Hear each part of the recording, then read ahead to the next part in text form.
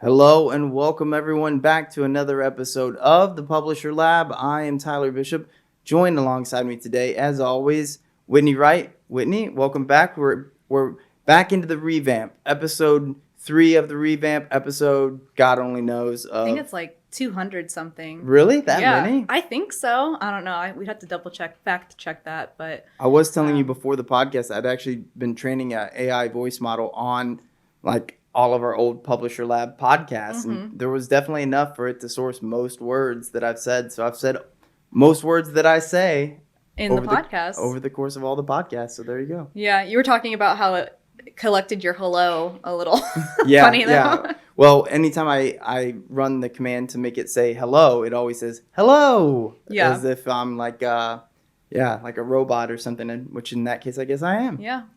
Well, speaking of AI, we have it's hard not to talk about it. It's just all over the news. So we are talking about that. We do have something that's not AI related, but let's get into it. So Google searches, they recently published a blog about how AI generated content fits into their long-standing approach to show helpful content to people on search. So what they say is Google aims to reward original, high-quality content and focuses on the quality of the content rather than how the content is produced. Oh, how the tables have turned. I know, exactly. When I was reading this, I was like, this is a little bit different than what they were talking about originally. It's a complete, about face if you compare what they said 3 to 4 months ago. Where right. They were pretty explicit in saying almost the exact opposite, even though it was pretty obvious then it wasn't going to be feasible. Yeah. But yeah, I mean, I think it's pretty stunning that they would do something so contradictory, so close. They did kind of justify what they said, and they kind of spinned it in a way that made it okay. But they've said that using automation to generate content with the primary purpose of manipulating search ranking is still a violation of spam policies. But how do you watchdog that, someone's specifically making content? Well, they said with the the intention, or right. How do you know someone's intention? Yeah, exactly. It's like saying, you're only guilty of a crime if you intended to commit that crime, right. Or you intended to, I mean, in many cases, I would bet that the majority of content on that is ranking inside of Google search was intended to rank there. Right. Why would anybody not put a block on the robots.txt file unless you wanted your website to appear in search results? Now, right. Did you write it specifically for that? Well, you didn't not write it specifically for that. Right. You know what I mean?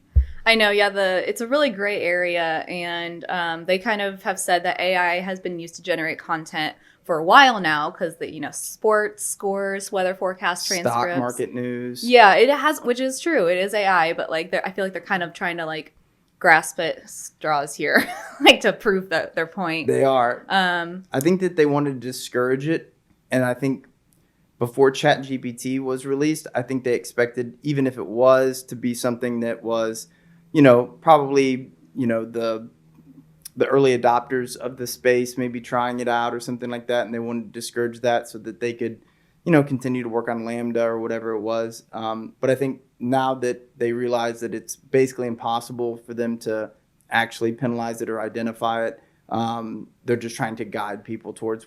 And this is correct. This is how you should always approach content. Mm-hmm. I do think that publishers miss this main point a lot, which is create high quality original content, and not meaning you wrote it yourself being original. Mm-hmm. Original being it's information that people want and need that's not really available in the way that people want and need it now. Right. Yeah. And I mean they have to say that, the I guess that it's a violation of spam policies to manipulate search ranking. They have to throw that out there, but there's no way to make sure that that's not happening, but they have to say it. Yeah. I mean, there's certain things that come to mind where it's I remember there was somebody a while back that I remember they got, it was a site that got banned by AdSense policy.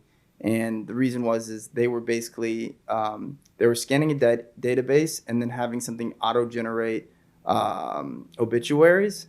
So they would basically, because it's they'd just scan local papers or whatever. Mm-hmm. And then they would just So it wasn't even auto-generating it. What it was doing, it was actually stealing the content from a local paper and just creating a database that it auto-updated every day.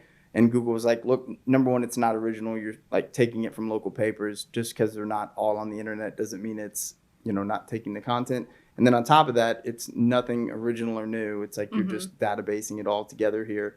And so I remember they had gotten banned, but that sort of thing would be a lot more available using AI and a lot of the different tools that are available now. You could spin up all kinds of stuff from daily generated databases and information. Well, our next topic is still about AI, but it's kind of the potential for it to be incredibly harmful, which, it's, I guess I'll just get into it, kind of cover it. So last week, Microsoft, Google, Alibaba, Baidu, and Tencent all announced new AI capabilities. So US and China are leading the way here. It's exciting, but there's still room for caution about misinformation, cybersecurity, e-commerce fraud, and data privacy. So for example, Facebook Cambridge Analytica scandal sparked new data privacy debates. And, the malware worms of the late 1990s prompted cybersecurity experts to reconsider standard operating procedures. You guys remember the great malware worms of the 1990s? The 1990s. But, it's like these major things happened with these technologies that then sparked greater standards to be made. And so that's going to happen with AI. I think that's where this is going. Is there's concerns with AI providing wrong answers, which they're calling hallucinations. And if you didn't know, and the possibility of someone using misinformation to have the power of unlimited writers at their disposal, basically using ChatGPT to spread misinformation with unlimited amounts of chatbots writing content.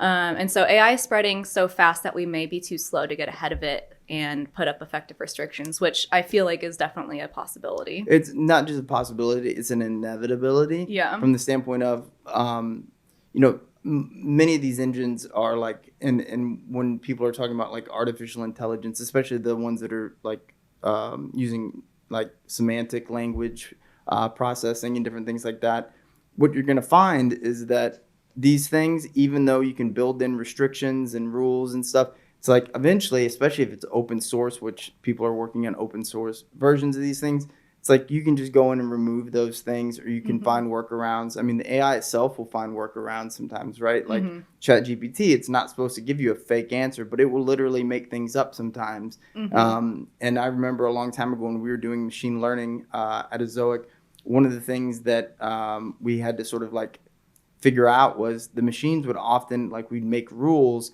and it would just like, it would like break policy or something like that in the sandbox just to be able to like fulfill its goal or purpose.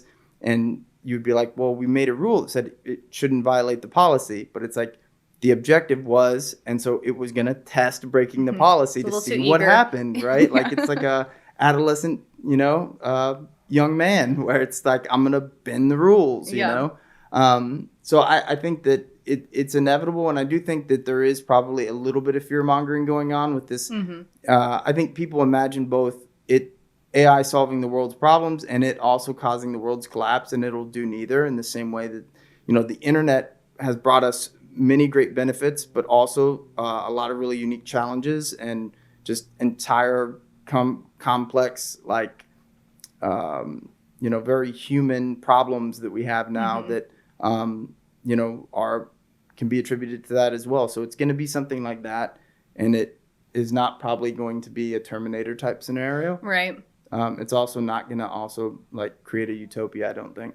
Yeah, I think that it's hard to know where this is going anyway. Like, who could have predicted some of this other like Cambridge Analytica or any of the other kind of data security scandals and stuff that have happened. Like, no one could predict how far things were going to go, and we still don't know with AI. That's how scams work, right? It's right. like if you knew that it was a scam, like you could prevent it, you could stop it. But right.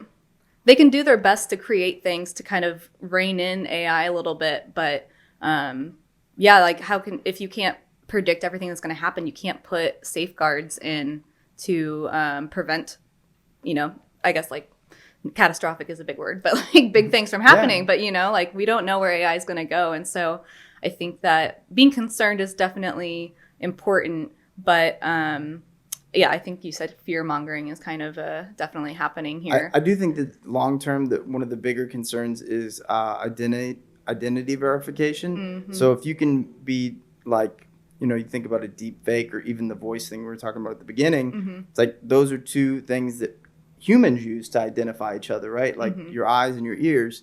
But right now, even with machines, we use encryption. So your device has half of an encryption key up in the cloud, or whatever service you're using has the other half. So whenever you do those logins and those two factors and different things like that, what you're doing is confirming that you have your device so that your encryption key is actually the correct one. So when they merge them together and you log in, it works.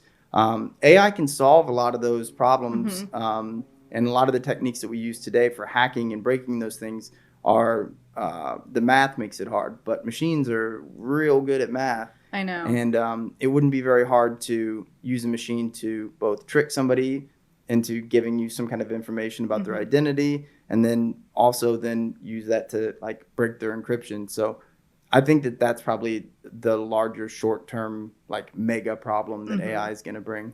Yeah, I think we kind of talked about that on a previous podcast, how Google is observing human behavior when you're doing like the CAPTCHAs. Like how does the machine know what a stoplight is? It's because it's observing human behavior. The machine knows what a stoplight is. And so it's going to be able, like people are going to be able to use that AI to then like hack into stuff because the computer understands. Yeah. Yeah. I think that that's something that people don't necessarily realize is that, you know, those captures that we've been doing for, you know, ever, it's been training machines to know what things look like. So, you know, machines, like they actually understand us better than they understand like the things that we understand, meaning it knows what a human expects and knows what a human like sees when they see that picture. They might not know what a stop sign is, but they know what we think a stop sign looks like. Right. Yeah. So I think it'll be interesting to see where AI goes, but I think it is, you know, definitely people are hyping it up a little bit too much, especially I think Microsoft and then Google coming in, like sweeping in and like pushing its product as well, I think has made people like really anxious kind of about it, like these big technological booms, but I think it's going to be okay. The fastest to 100 million users stat is one that sticks with me about OpenAI, though. I do think that says something about sort of like the prevalence of this that's going to be everywhere here soon. But yeah, I think it's like anything else. It's like the smartphone. It's like, we don't remember this day where we had a smartphone and then didn't have a smartphone. It's like, you know, we kind of talk about like the era, but when you look back 10 years ago, you don't go, man, like I didn't have a smartphone back then.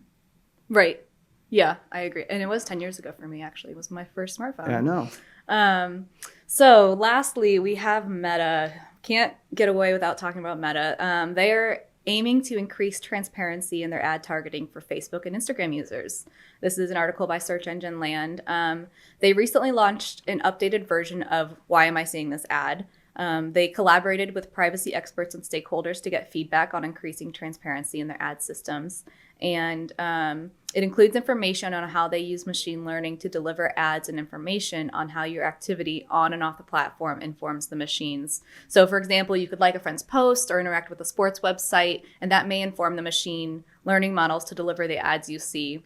And it also includes new examples and illustrations explaining how the machine learning models connect various topics to show relevant ads. So it's like they're showing how the ad system works basically, and then they're also like allowing you to see how they gathered this information to give you this ad is basically what I gathered from this article. You think they regret changing their name to Meta?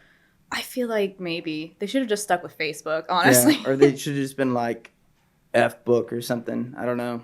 Yeah. Probably not. Probably not F-book. Don't put me in charge of branding over there. No, I think, you know, this is a really, this is one where it's like, I feel like I have a perspective that like paints or I guess like colors my thoughts and feelings about this, especially as it relates to like average consumers. I think, the average consumer doesn't like the idea of their data being even captured to begin with, partially because they think of it as a security thing, not necessarily from the standpoint of like they don't want somebody to know something about them. And so like I think advertising and advertisers get like this really bad like I think they take all the heat for this whenever it's like, no, advertisers are great. What you don't like is big monolithic platforms like basically in their terms and conditions hiding all these caveats for you to like basically relinquish the rights to your likeness and information to whoever they would choose. And so I think giving people more transparency into that, regardless of how you do it and how ethical you think it is, I think that people don't like it.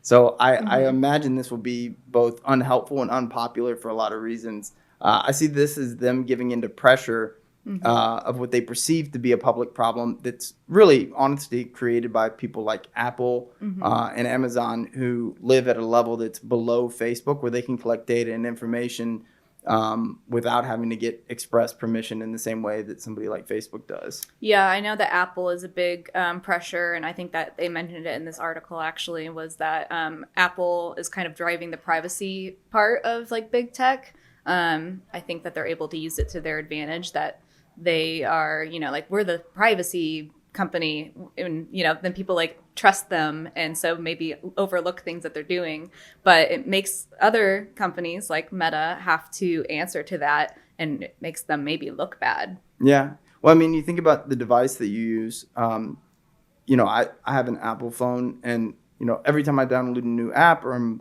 on the web and I have to, like use my location or, just about any piece of information, Apple's like, oh, are you sure? You can toggle it off right now. It's like it defaults to no and is always prompting you to turn it off if it, or just checking. But you notice that Apple stuff is like mostly on by default. Not only that, like let's pretend for a second that you don't want Apple to even have any of your information. It's bare minimum in their terms and conditions, they require you to provide some for an Apple ID or whatever. And so with that in mind, it's like Apple updates their terms of service, wants you to include some kind of data that you don't want. Like, what are you going to do? Not use the phone that you own anymore? Right. Like, they're not cheap. This is where the Apple ecosystem of having the OS and the hardware connected, to me, I have a hard time seeing how this is any different, if not more egregious than what Microsoft actually had real antitrust legislation levied against them back in the early 2000s when they made them separate the internet browser from like Windows. Yeah, Apple, I think, has found a way to hide behind its brand, which I mean is smart for them. But like I said, it makes other companies have to try to, I guess, like combat that and like have their own version of it. And I don't know. Do you think Meta's reputation is like salvageable? I don't. Well, actually, you know what? It probably is. Not with Zuckerberg and not with the name Facebook. Like Instagram could still. Yeah. But yeah, it's going to be hard for them. And I think partially it's just because they're behind from a public image standpoint. Like Apple is in the lead spot and they've been so clever and they just play Facebook like a fiddle on a lot of these things where it's like they set up the problem. They also set up the solution. And then Facebook is, they always say if you're defending, you're losing. And Apple is always defending like their, or Facebook is always defending their actions. They're always getting sort of like even this whole practice here where it's like they're trying to come off as being the good guys. Everything I see about it, it's like, oh, ad transparency. Yeah, right. Like I take a very skeptical view of it. And then whenever I see it in practice with my sort of like industry hat on, I look at it and go, ooh, people are going to hate that. It's who are you like? How is this helping your customers? Like, how is this helping your business? Right. Yeah, no, that's a good point that they are constantly on the defense. I don't know, even anything that looks like an offensive move has some sort of like defensive component to it. Yeah. But that's just kind of where they're at, I think, like you said, with their reputation. And so I don't really see this being more helpful, but do you think it'll drive any more transparency from any of the other brands?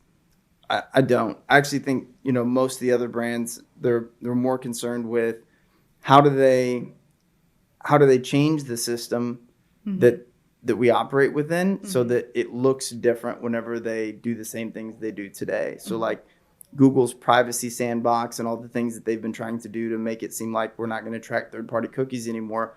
Every solution that I've seen either come from Google or somebody else is basically somebody else saying like, you know what, we'll keep all the data so that way it's not getting shared and you can trust us. Like Google, the answer in many cases for them is like, we'll just keep it all in Chrome. Right. You know, so it's like, oh, so you're still going to be able to have that data and sell it Right. to advertisers, and you know, you're not going to give it to those advertisers and like identify who Whitney is, but like Whitney's in this bucket somewhere. So just Right. we'll make sure she gets it. Yeah, I just don't really know where it's all going. Yeah, I mean, I feel like places like Google, they're going to have a monopoly on data, and that's going to be a problem. I personally turned off inside of my home and all my devices, all my like cookie tracking and privacy stuff for about a month. And I did it to write a blog, and I still haven't written it yet, and it's been like 6 months now. I can only describe the advertising that I got as far worse, like bizarre in some cases, and you know, hard to fathom why I would be targeted for something like that. What's an example of a... I got lots of ads in Spanish. Oh, interesting. Yeah. For like cell phone services in Mexico and you know, different things like that. But it's like, you know, we live in San Diego. It's close to the border. It's like if you're going to, you know, broadly without anything other than maybe contextual marketing, it's like, okay, well, maybe some Mexican-American families that go back and forth across the border, they maybe like to watch this show. So, you know, best shot, you know. Best shot, throw them a Spanish ad. Yep. I got car insurance ads for Asian Americans. Okay. If I was Korean, I could get this Korean car insurance for people in America. That was a weird one. And so I got a lot of those types of things. And then the other thing that I noticed was that I got a lot more ads. And the reason is because if you think about it as a platform even, you might have these visitors that you deem as more valuable, that you can sell at a higher price to advertisers, but that density might keep you on the platform for a shorter period of time. And so at some point you have to assign like a value per visitor. You know, in publishing, we call it EPMV. In the world of apps and things like that, they call it ARPU, average revenue per user.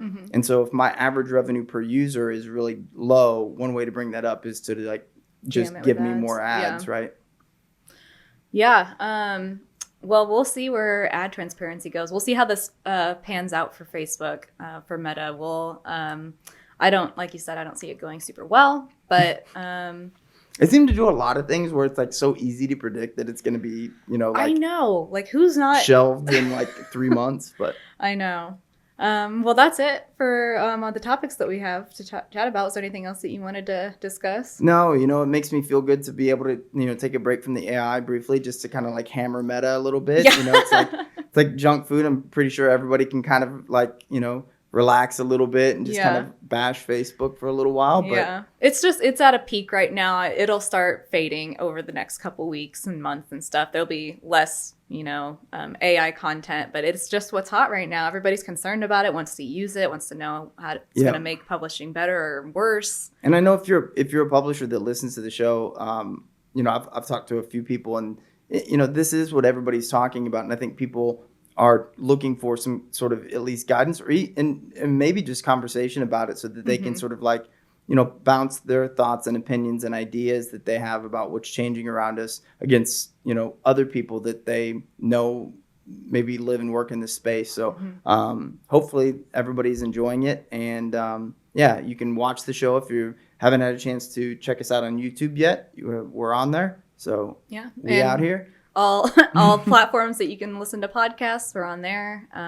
All platforms. All platforms. But not on the radio. No, not yet. Radio's dead. And we do have on the Publisher Lab website, which I believe is just publisherlab.org. Got that .org, baby. .org. If you have any comments or things you want us to talk about, there is a box at the top. You can give suggestions. If you just want to say hey, or, you know, you like Tyler's shirt, You can throw that in there, and if you we will don't take like a look it at too, it. If you don't like it, put it out there. Let me know. Yeah, just let Tyler know if you don't like anything. I don't have an ego about that kind of thing. But yeah, other than that, I think that this is wrapping up, and this has been another episode of the Publisher Lab.